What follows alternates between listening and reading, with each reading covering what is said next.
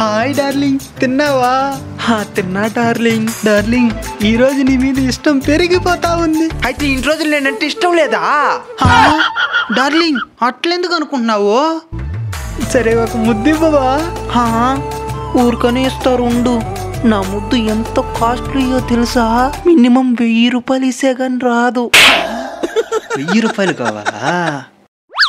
సరే, ఇస్తారా darling? Darling, ముద్దు డబ్బు నువ్వు లిప్ కిస్ పెడితేనే ఇస్తా. సరేలే, ఇస్తాలే. నాకు కాదు, ఆడ.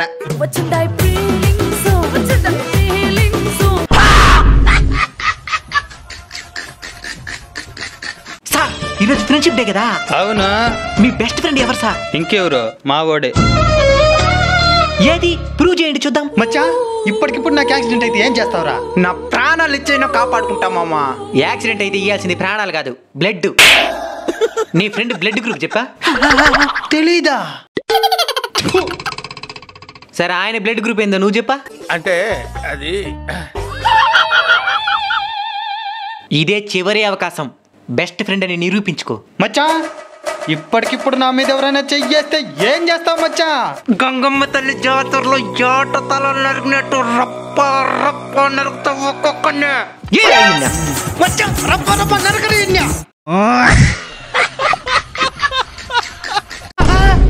రప్ప రప్ప ఏమి రన్నింగ్ చేస్తున్నాడు చూడు. వాడు కత్తెత్తుకోరాని పోతుండేది. మీరు మారర్రా. చాలా మంది వీళ్ళే మన బెస్ట్ ఫ్రెండ్స్ అనుకుని భ్రమపడుతూ ఉంటారు, కానీ వాళ్ళు మాత్రం వీళ్ళని ఒక ఫ్రెండ్గా కూడా గుర్తించరు. మన కోసం ఏం చేయడానికైనా సిద్ధపడే ఫ్రెండ్స్ దొరకడం మన అదృష్టం. అలాంటి ఫ్రెండ్స్ మీ జీవితంలో కూడా ఉంటే వాళ్ళకి ఈ వీడియోని షేర్ చేసి వాళ్ళ పేరుని కామెంట్ చేయండి. అలానే ఈ వీడియోని చూస్తున్న మిత్రులందరికీ హ్యాపీ ఫ్రెండ్షిప్ డే. అసలు సూసైడ్ అటెంప్ట్ ఎందుకు చేసుకున్నారు మీరు? అప్పులు బాధలు తట్టుకోలేకుండా. అసలు అప్పులు ఎందుకు చేసినావో? అప్పులు తీర్చేదానికి. అసలు మొదటిసారి అప్పు ఎందుకు చేసినావని అడుగుతున్నాను. డబ్బులు లేక. ఇంజెక్షన్ నోట్లో వేసేస్తాను. వడ్డీ 10 రూపాయలని తెలియకుండా చేసేసాను డాక్టర్. డాక్టర్, మా వాడిని ఎలాగైనా కాపాడండి డాక్టర్. కాపాడేశానండి. మీరు దేవుడు డాక్టర్. నువ్వు నీ కోసం కాకపోయినా మీ నాయన కోసమైనా బతకాలి. నువ్వు హాస్పిటల్లో అడ్మిట్ అయినప్పటి నుంచి పచ్చి మంచినీళ్ళు కూడా తాగకుండా నీ కాళ్ళ దగ్గరే పడుండాడు మీ నాయన. ఆయన మా నాయన కాదు డాక్టర్. ఆయన దగ్గరే 10 రూపాయల వడ్డీ తీసుకునింది. ప్రాణాల కోసం కాదు, వడ్డీ కోసం బాధపడిందా? కాదు డాక్టర్, అసలు వడ్డీ రెండింటి కోసం. ప్రాణాల కంటే పైసలకే ఎక్కువ విలువిచ్చే ఈ ప్రపంచంలో పైసల కోసం ఒకరి దగ్గర చేయి చాచక ముందే ఆలోచించండి. అప్పు అన్ని విధాలా ముప్పు. టాబ్లెట్లు సూదులు వేసుకోవడంలో మనుషులు 3 రకాల కేటగిరీల్లో ఉంటారు. నెంబర్ 1, సూదుతో నాకు భయం, కావాలంటే ఎన్ని మాత్రలన్నీ ఇవ్వండి, మింగేస్తా. నెంబర్ 2, ఈ టాబ్లెట్ వాసనకే నాకు వాంతి వచ్చేస్తుంది. ఈ టాబ్లెట్ వద్దు, కావాలంటే సూదులు నేను వేసుకుంటాను. నెంబర్ 3, మాత్రలు వేసుకుంటావా సూది వేసుకుంటావా? ఏది బండ్లే, అట్నే చేస్తా. ఈ 3 కేటగిరీల్లో మీరే కేటగిరీ సంబంధించిన వాళ్ళు కామెంట్ చేయండి. అబ్బా, బైక్ పంచర్ అయిపోయినదా ఎట్టిప్పుడు? సరే, ఇక్కడే పెట్టేసిపోదాం.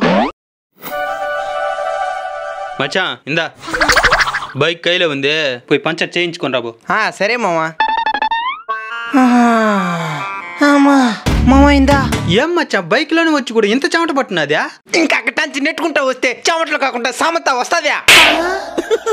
నెట్టుకుంటా వచ్చినావా? ఏం మచ్చా, బ్యాక్ సైడ్ టైర్ పంచర్ చేసుకోరాలేదా? అది ఎప్పుడో పంచర్ అయిపోయి ఉండింది మామా. నేను ముందు టైర్ పంచర్ చేసుకోవచ్చునా. రాఖీ పండగ నాడు మన నరకాన్ని వదిలి ఈ మారువేషంలో భూలోకానికి రావడానికి గల కారణమేమిటి యమధర్మరాజా?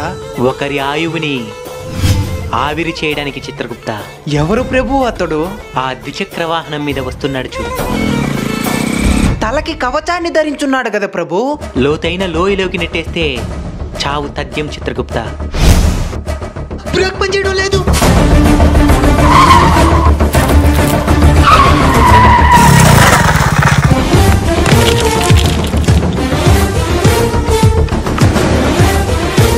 ప్రభు బ్రతికిపోయాడు ప్రభు. అసలు కారణం ఏమై ఉంటుందో ప్రభు?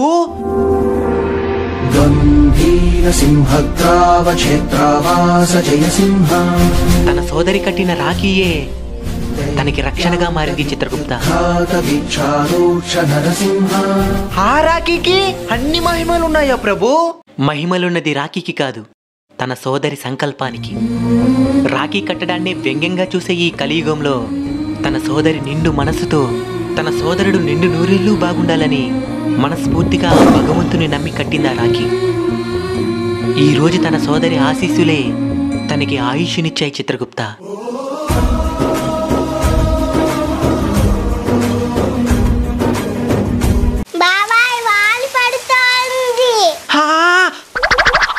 బట్టలన్నీ తడిసిపోయినాయి, ముందే కదా చెప్పాలి వాన వస్తున్నదనే. సరే వర్షం పెద్దదవుతా ఉంది, పిడుగులు పడే అవకాశం ఉండొచ్చు, పిల్లకాయలు ఎవరు బయట ఉండకూడదు.